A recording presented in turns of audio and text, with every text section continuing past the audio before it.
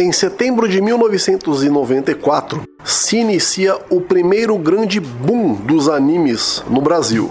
Sem sombra de dúvidas, iniciado pelo fenômeno Cavaleiros do Zodíaco. Em 95, quando o Cavaleiros atingiu o auge, já havia uma preocupação do que colocar no lugar para fazer sucesso, para capturar a imaginação de quem curtia, no lugar de Cavaleiros do Zodíaco quando a série acabasse. Ainda em 95, o SBT lança Street Fighter Victory, que fez um grande sucesso, sendo exibido todos os domingos e todos os sábados. Mas havia dúvidas se o sucesso de Street Fighter se devia ao fato de ser um anime que seguia os moldes de Cavaleiro do Zodíaco por ser um anime, ou se o nome Street Fighter, de um jogo muito popular que sempre foi Street Fighter, foi o grande responsável pelo sucesso de Street Fighter Victory no Brasil. No ano seguinte, 1996, a Manchete traz Shurato e Samurai Warriors. Começa a investir em desenhos muito semelhantes a Cavaleiros do Zodíaco. E apesar de Shurato ter conseguido algum público bastante fiel, as comparações foram inevitáveis e Shurato acabou sendo relegado a uma cópia. Um pouco injusto até, mas acabou acontecendo. Entretanto, o grande sucesso e popularidade de Sailor Moon acabou mostrando para a Manchete que não era necessário seguir exatamente os moldes de Cavaleiros do Zodíaco.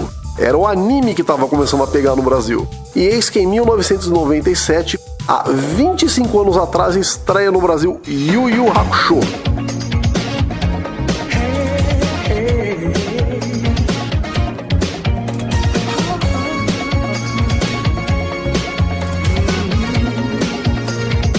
E é isso aí, galera. Este é o Cosmic Nerd, o seu canal de cultura pop e entretenimento geek. E já se ligaram, galera? Hoje a gente vai falar desse grande anime. Foi, durante muito tempo, o segundo grande anime, preferido dos brasileiros. Para muitos, o primeiro. Mas que, sem dúvida, foi o anime que consolidou de vez a febre dos animes, da cultura pop japonesa aqui no Brasil.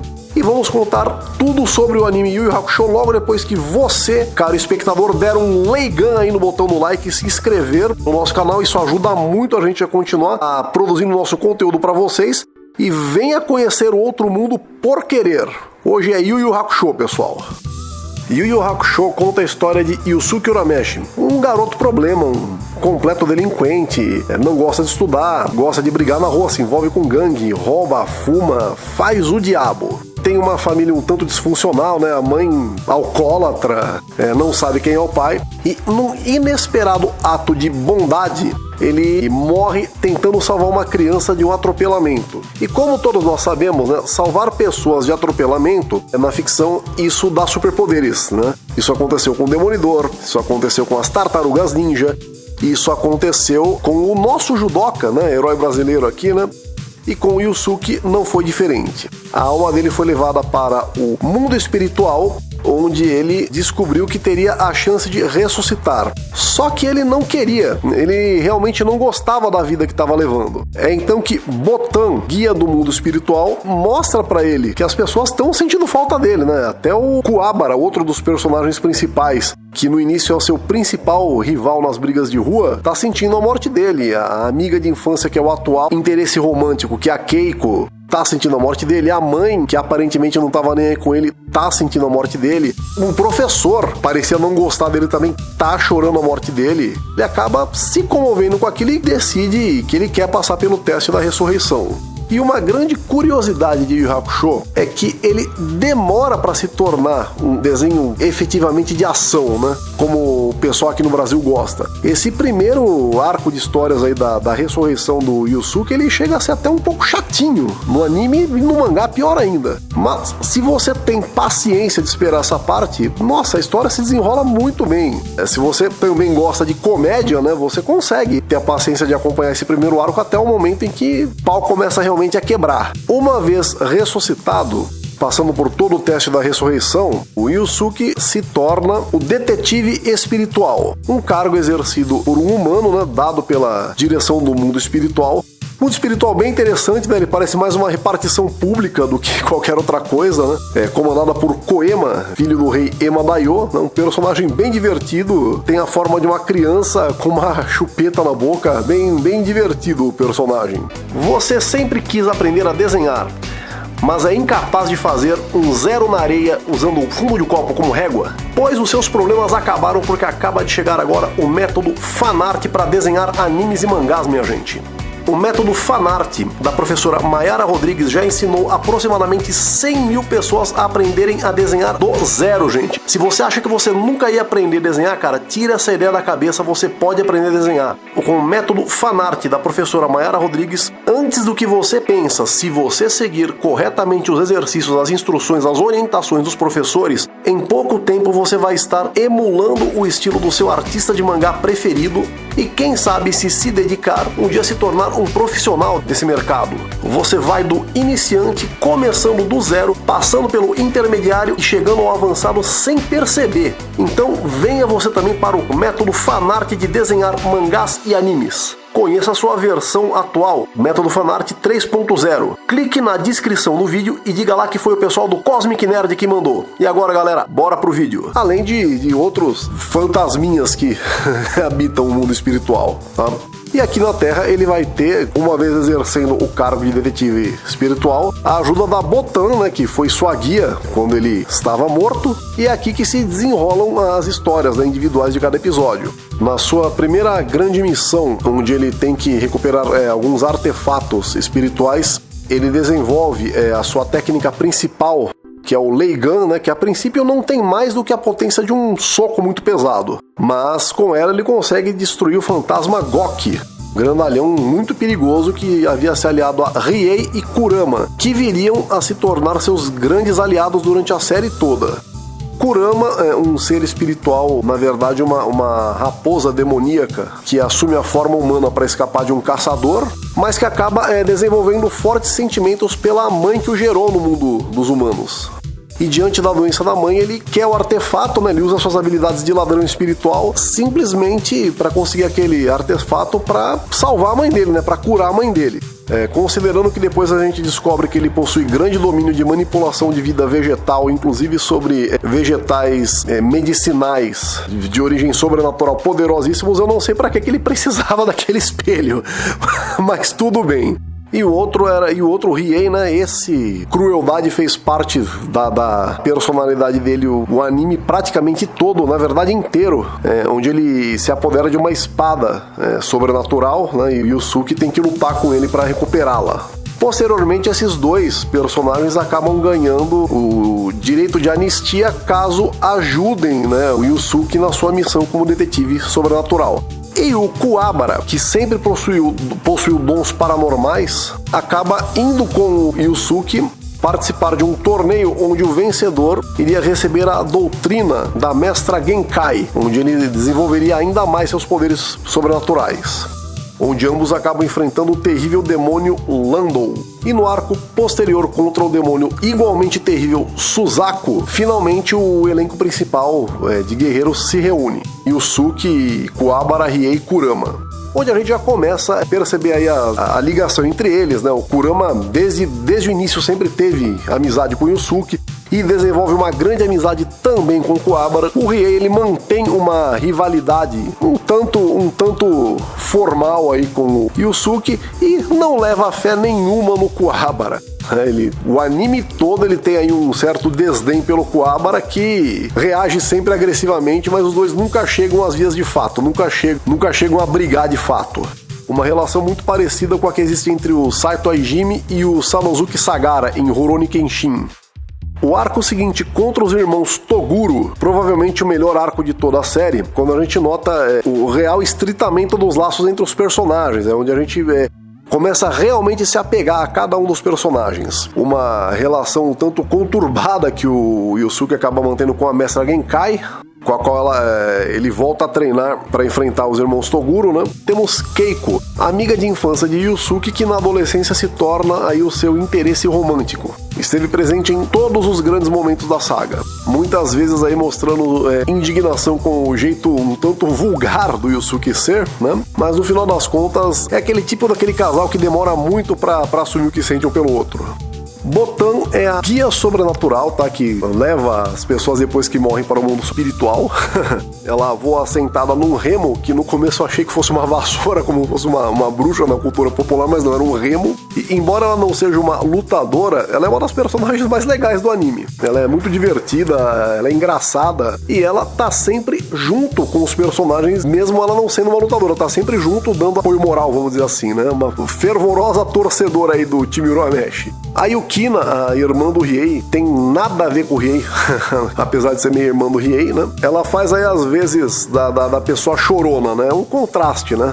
O interesse romântico do Kuwabara, suas lágrimas, elas se transformam em joias caríssimas. Por essa razão, ela foi sequestrada e era torturada pelo Tarukani, vendia as joias dela. Ela termina o desenho sem saber que o Riei é irmão dela. Shizuka, ou Shizuru, né, a irmã mais velha do Kuwabara, ela meio que cuida do Kuwabara. Ela também tem sexto sentido, embora não tenha desenvolvido isso para a parte de luta. Pega muito no pé do Kuwabara para que ele estude, para que ele se torne uma pessoa estudiosa. Também esteve ao lado aí do time Urameshi durante o Torneio das Trevas. E o Koema, personagem engraçado, né? Ele cuida aí da parte burocrática do mundo espiritual, filho do Rei Ema. Ele tem duas formas, a mais constante é uma de uma criança com uma chupeta na boca e outra um adolescente, inclusive muito alto, mas ainda com a chupeta na boca. Também não participa ativamente dos combates, mas ele tem uma técnica que aprisiona criaturas sobrenaturais muito poderosas. Os vilões em Yu Yu Hakusho são um show à parte. O Toguro, ele chega apesar da crueldade com que ele age, tudo, ele chega a ser mais ídolo do que o elenco principal em alguns momentos, né? O pessoal que curtiu o desenho realmente gostava muito do Toguro. Tinha um poder interessante, consistia em técnicas especiais. Ele simplesmente aumentava a sua força bruta, a sua velocidade, a sua resistência a um nível incrível, um nível absurdo, e é aquele vilão com pouco objetivo. Ele simplesmente gosta de lutar, ele quer enfrentar adversários cada vez mais fortes, assim como o Yusuke. Talvez por isso ele tenha querido criar essa rivalidade aí com o Yusuke. Tinha um namorico com a mestra Genkai na juventude. Ele era um humano que vendeu a alma, no anime não é muito bem explicado isso, né? E se tornou um ser das trevas juntamente com o irmão dele. O Sensui, outro personagem muito interessante, tá? O grande destaque do seu próprio arco, né? Ele é um ser humano que elevou a sua energia até a categoria média S. Pode-se dizer que ele não foi derrotado pelo elenco principal. Foi necessária a intervenção do Raizen para que ele fosse derrotado.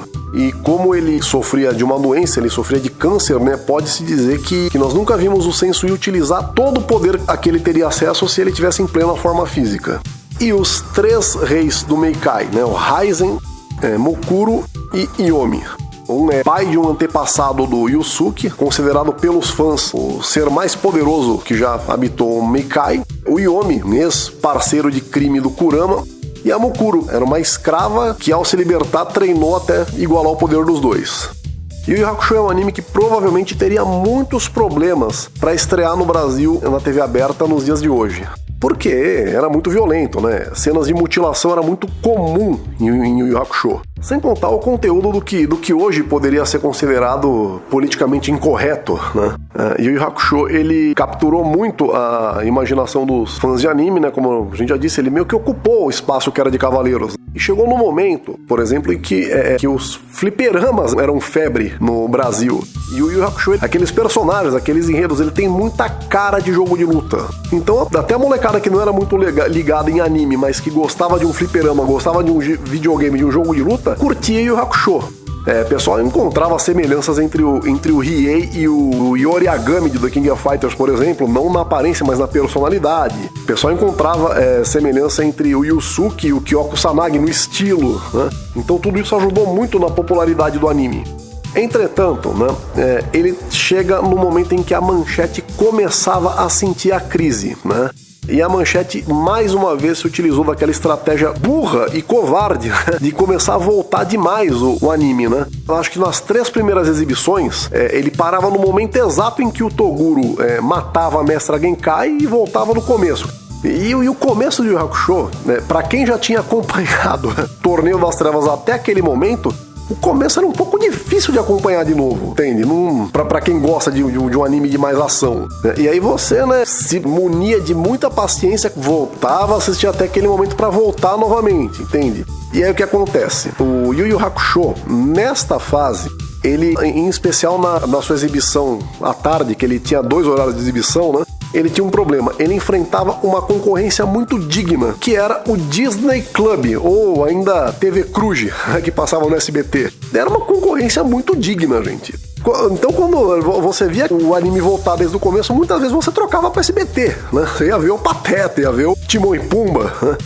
E aí o que acontece? Finalmente o anime deslanchou, chegou aos episódios inéditos. Quando tava chegando num determinado momento, a Manchete não apenas voltou do começo, novamente, como ainda disse que estava atendendo a milhares de pedidos dos fãs para que o anime voltasse. Meu Deus do céu, tá escrito otário na cara da gente, né? Eu também sou viúva na Manchete, gente, mas essa era uma estratégia péssima, era uma estratégia desrespeitosa para com os espectadores, gente. Eu conheço muita gente que perdeu os episódios inéditos neste momento porque foi assistir outra coisa, foi assistir o Timão e Pumba, foi assistir o TV Quack Quack, entendeu? Foi ver qualquer outra coisa. E o Yu Yu Hakusho também, apesar de ter feito todo esse sucesso, de ter, inclusive, estimulado várias revistas que começaram a ser publicadas na época, mostrando que havia vida fora de Cavaleiro do Zodíaco, né? E o Yu Yu Hakusho não teve tantos produtos lançados para ele no Brasil. Teve uma linha de brinquedos bem feinha lançado pela Estrela, se eu não me engano, né? Bem feinha mesmo.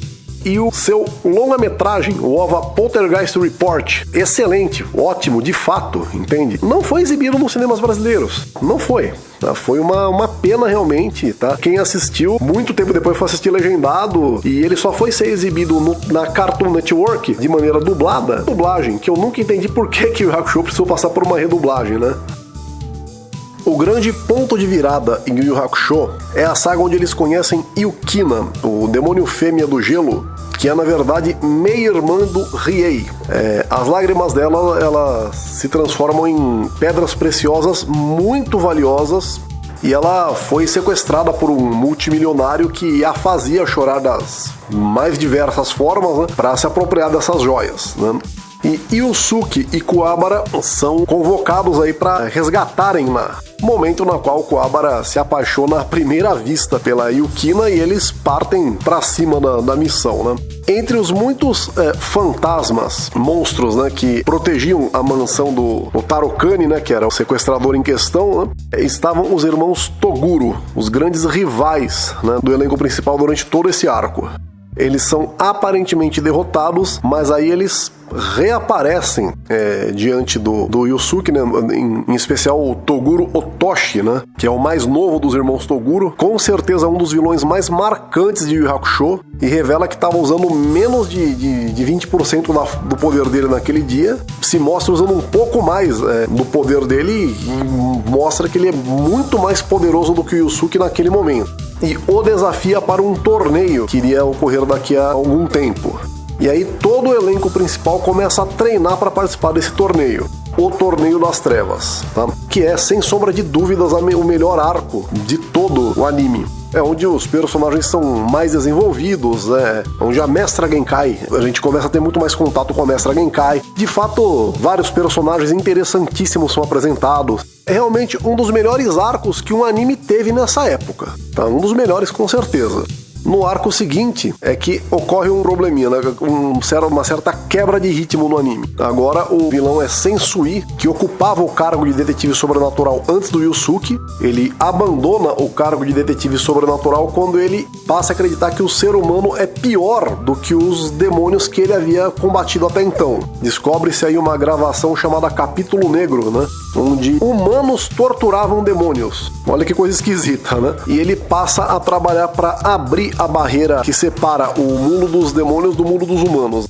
O mundo dos demônios, né, o Meikai, né, lembrando, possui uma barreira microdimensional barra a entrada e saída de monstros acima da categoria A. A gente descobre que os monstros eles são divididos por classe de poder, né? A mais baixa, a categoria C, a intermediária, a categoria B, onde o Toguro e o time Toguro se encontravam e onde os personagens do elenco principal se encontram naquele momento. A categoria A já é uma categoria muito alta e a categoria S é a mais alta de todas. Cada categoria é dividida em 3 subcategorias, né? A inferior, a média e a superior. Um monstro de categoria inferior S consegue enfrentar sem problemas 3 monstros de categoria superior A, por exemplo. para se ter uma ideia do nível de poder de um monstro de categoria S. Essa barreira microdimensional, ela capta as energias acima da categoria superior B e simplesmente barra, né? Quem tá dentro não sai, quem tá fora não entra. Ao contrário do que acontecia na fase anterior do Torneio das Trevas, os aliados do Sensui, eles não lutam em nível físico. E isso provoca uma tremenda quebra de ritmo, né? O Sensui é o único personagem dessa fase aí que sai na porrada, que luta efetivamente, e para compensar a falta de poder de luta dos outros, ele tem um estilo de luta interessantíssimo. Lembra até um pouco, sei lá, o Taekwondo, né? Tem pouco soco e bastante chute, né? Usa as mãos praticamente apenas para se defender. Tem um estilo bem legal o Sensui. E nesta fase a gente descobre que o Yusuke, na verdade, não é totalmente humano, né? Que ele é descendente de um dos clãs demoníacos mais poderosos do Meikai. E aí a série perde um pouco daquele contraste legal que tinha antes, né? Que era 2 seres sobrenaturais e 2 humanos com poderes sobrenaturais no elenco principal. Nesta fase o Koema ganha um papel um pouco mais ativo, né? E participa mais. A Genkai já nem tanto. E ele abre aí as portas para a fase derradeira, né, que é a fase do Meikai, né, onde já sem a barreira microdimensional, 3, né, do elenco principal, o Yusuke, Kurama e Riei, vão até o Meikai, né, para meio que conhecer as suas origens, né, e evitar que uma guerra aconteça entre os 3 grandes reis do Meikai, né. A gente descobre que o Yusuke é descendente do Raizen, que é um dos demônios de nível S mais poderosos do Meikai, que muito tempo atrás teve um filho com uma humana, né, e o Yusuke seria meio que a reencarnação desse filho. Kurama encontra um antigo amigo da época de Ladrão Sobrenatural, o Yomi, um monstro de nível S cujo poder rivaliza o de Raizen, e que no passado havia sido traído pelo Kurama, e essa traição lhe custou a visão. E ainda um terceiro ser de nível superior S, a Mukuro, que chama o Riei para ser seu aliado. Essa fase ela é mais interessante do que a anterior, mas ela perde um elemento importante, ela perde a participação do Kuwabara. Isso faz a história cair bastante. Mas ainda assim é bem legal essa fase aqui, tá? Sem contar que o final de Yu Yu Hakusho é uma coisa fantástica, chega a ser apoteótica. De o Yusuke, para evitar uma guerra total entre os reinos, sugere um torneio onde o vencedor vai ser declarado o rei do Makai, já que morre o ancestral do Yusuke, o Raizen, acaba morrendo, né, sem nunca mostrar o seu verdadeiro potencial, né, morre de fome, né, em consideração à humana que ele foi apaixonado, ele simplesmente para de se alimentar dos seres humanos, né, por muitos séculos até morrer de fome. E no final das contas, como eu disse, né, um dos melhores finais que o anime da época já teve, né? A luta derradeira se passa no penúltimo episódio, né? Onde o Yusuke, já quase dominando o sangue do Raizen, enfrenta o Yomi, né? Acaba sendo inclusive derrotado, coisa que era um tanto incomum nos animes da época, né? O personagem principal perder no final das contas, né? E no último episódio, um episódio muito legal também, né? Onde eu honestamente vi a primeira cena de beijo que eu vi no anime, né? Deve ter havido outras antes, mas essa foi a primeira que eu vi. E com essa história, com esse plot twist um tanto irregular, Yu Yu Hakusho se tornou aí o segundo anime mais assistido dessa época, gente. Não era fácil encontrar um substituto para Cavaleiro do Zodíaco. Realmente não é, tá? E a Manchete, eu acredito que ela conseguiu um substituto à altura.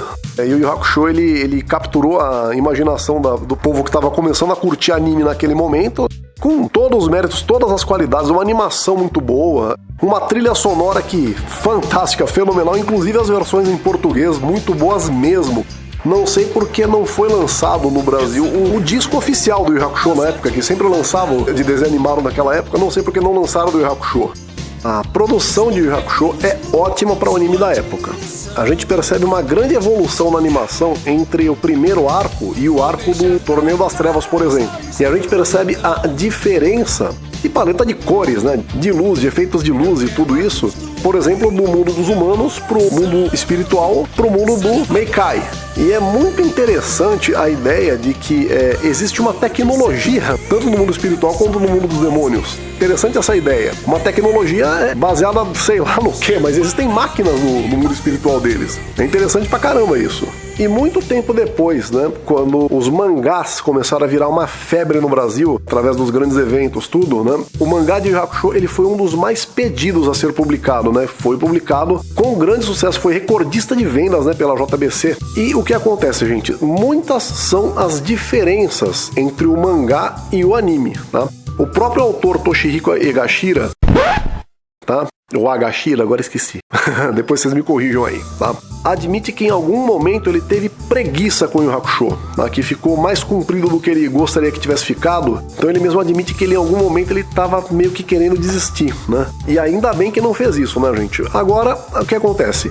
O mangá, né, o quadrinho, ele tem uma pegada um pouco mais adulta, né? Ele ainda é uma leitura para todas as idades, digamos, acima do público adolescente, talvez. Ainda é uma leitura nessa faixa. E muita gente elogiou esse texto, né?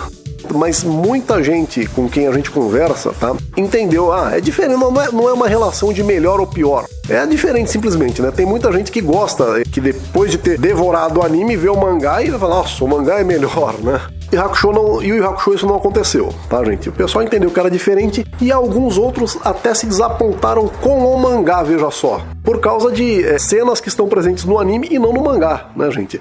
Pro pessoal que adora falar de canônico e não canônico, gente, parem pra pensar uma coisa, gente. A luta entre Yusuke e Iyomi, uma das melhores lutas finais que um protagonista já teve com um antagonista no anime, tá? Uma das melhores, sem sombra de dúvida. Ela é um filler.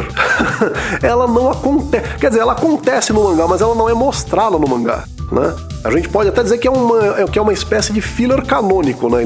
O mangá não mostrou, o anime mostrou aquilo que o mangá não mostrou, posso dizer isso. Eu conheço gente que comprou esse número do mangá, chegou em casa e achou que a página estava faltando, voltou para trocar. Eu conheço gente que fez isso, pra se ter uma ideia. Não era possível que uma luta daquelas não tivesse sido mostrada no mangá, gente. A verdade é que a menina dos olhos é o Hunter x Hunter, né? Que é outro anime muito legal, outro mangá muito legal. Mas aqui no Brasil, Yu Yu Hakusho é a nossa obra preferida desse autor, cara. Fala a verdade se não, né? É o anime que consolidou a febre do anime, tá? A febre foi lançada por Cavaleiros, tá? Cavaleiros sempre vai ser top, mas ele foi o anime que consolidou essa febre, tá? E ele encerra com chave de ouro o primeiro boom do anime no Brasil. Demorou para outro anime capturar a imaginação da gente como o Yu Yu Hakusho fez. E, sem sombra de dúvida, foi uma das grandes inspirações de Tito Kubo para lançar outro anime, outro mangá da qual a gente gosta muito, que é Bleach. Quem aí não acha que a Rukia é uma versão feminina do Riei, minha gente? Fala a verdade. A dublagem de Yu Yu Hakusho ficou a cargo da Audio News. E por muitos, Yu Yu Hakusho é considerado o anime com a melhor dublagem já feita. Isso também se deve ao fato de que a maioria dos animes dessa época eram dublados em São Paulo. E o Hakusho teve esse diferencial, foi dublado no Rio. Não que os dubladores do Rio sejam melhores que os de São Paulo, não existe essa relação de melhor e pior, são todos ótimos, né? Em especial na época, mas deu um diferencial, entende?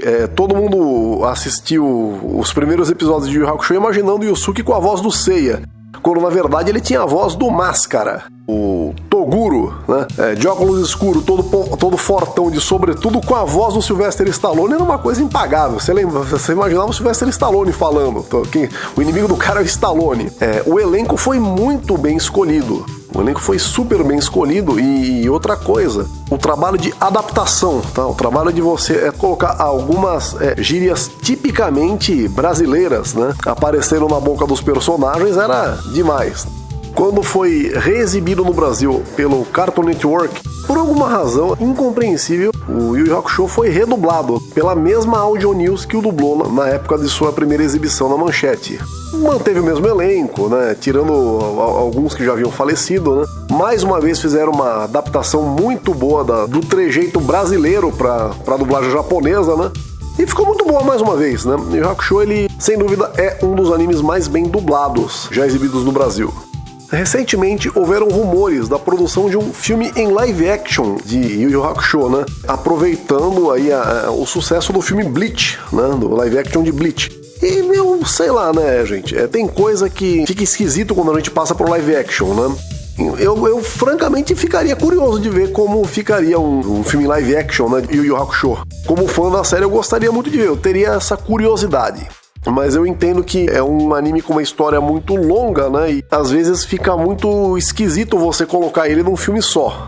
como seria essa adaptação, né? Sei lá, fica aí a curiosidade, né? Tomara que façam e que a gente veja como é que ficou. Até porque Yu Yu Hakusho já é um anime que tem uma série de anime e mangá que já tem mais de 30 anos da sua criação, né? No Japão, né? Originalmente. E desde seu término não foi feito mais nada com Yu Yu Hakusho. Houveram o lançamento de uma história solo do Kurama, né? E do Riei em DVD. Antes tinha só no mangá, né? Que é o encontro dos dois. E até o momento foi só isso. Seria interessante ver uma continuação, de repente até um remake, porque não, né? Se for bem feito, né?